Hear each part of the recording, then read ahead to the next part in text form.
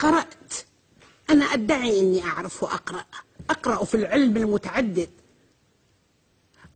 الفلك فيه علي، والرياضيات فيها علي، والطب فيها علي، والعلوم النفس فيها علي، وعلوم السياسة فيها علي، في كل شيء علي. أنا أحب علي لأني مختصة نفسيا، وهنا جاءت ورطة حقيقة في عشق علي.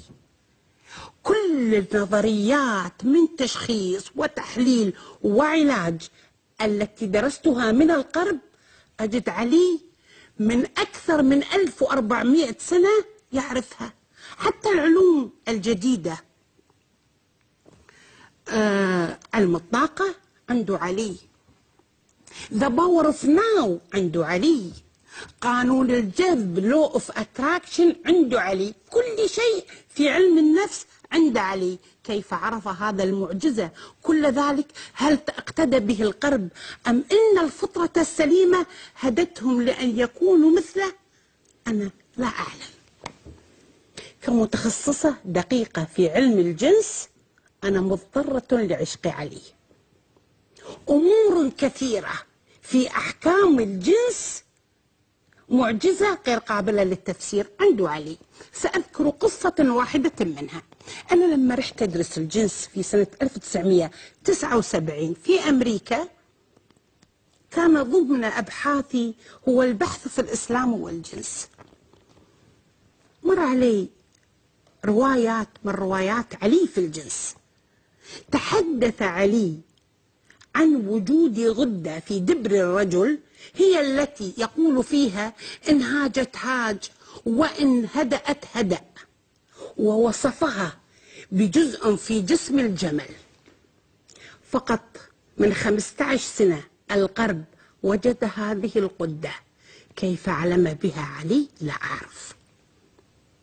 هناك أيضا قصة أخرى صغيرة.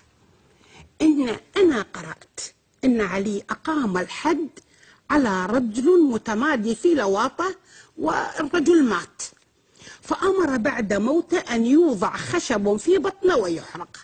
في 79 قلت معقولة؟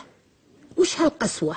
طيب أقمت عليه الحد، ليش الحرق يا علي؟ من 10 سنين علي سوى السالفة من أكثر من 1400 سنة. من 10 سنين أنا قاعدة مع أطباء وباحثين في علم الجنس في بريطانيا، نتحدث عن مرضى الإيدز اللي يموتون.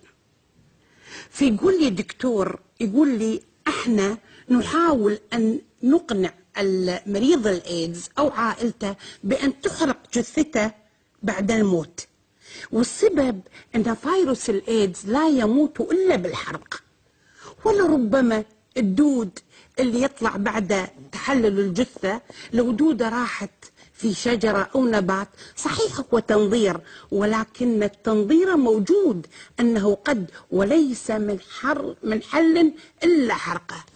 كيف عرفت يا علي؟